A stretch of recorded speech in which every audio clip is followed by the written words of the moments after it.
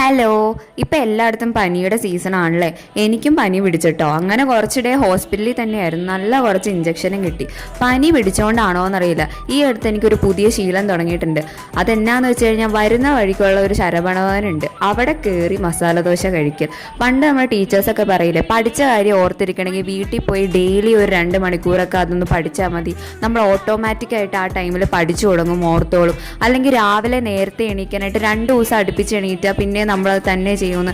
ഇതിൻ്റെയൊക്കെ കാര്യത്തിൽ ഇതെങ്ങനെയാണെന്ന് എനിക്കറിയത്തില്ല, ഞാൻ അത്ര ചെയ്തു നോക്കിയിട്ടില്ല. പക്ഷെ തീറ്റയുടെ കാര്യത്തിൽ അങ്ങനെയാണെന്ന് തോന്നുന്നു. ആദ്യത്തെ ഡേ ഇഞ്ചക്ഷൻ കിട്ടി വരുന്ന വഴിക്ക് ഒന്ന് സന്തോഷിക്കാൻ വേണ്ടി മസാല ദോശ കഴിക്കാൻ കയറിയതാണ്. അടുത്ത തവണ ഇഞ്ചക്ഷൻ എടുക്കാൻ പോയപ്പോൾ ഞാനത് റിപ്പീറ്റ് ചെയ്തു. എന്താണോ എന്തോ, എന്നേലും പുറത്തു പോയി കഴിക്കുമ്പോൾ അതുപോലെ ഞാൻ വിചാരിക്കും മസാല ദോശ അല്ലാണ്ട് എന്തേലും വെറൈറ്റി ഓർഡർ ചെയ്യണമെന്ന്. പക്ഷെ നടക്കാറില്ല, ഞാൻ ഇത് തന്നെ ഓർഡർ ചെയ്യും. പനിയുള്ളപ്പോൾ പുറത്തുനിന്ന് കഴിക്കരുതെന്നാ, പക്ഷെ എനിക്കെന്തോ പനിയുള്ളപ്പോഴാണ് പുറത്തുനിന്ന് കഴിക്കാൻ ആക്രാന്തം കൂടുതൽ.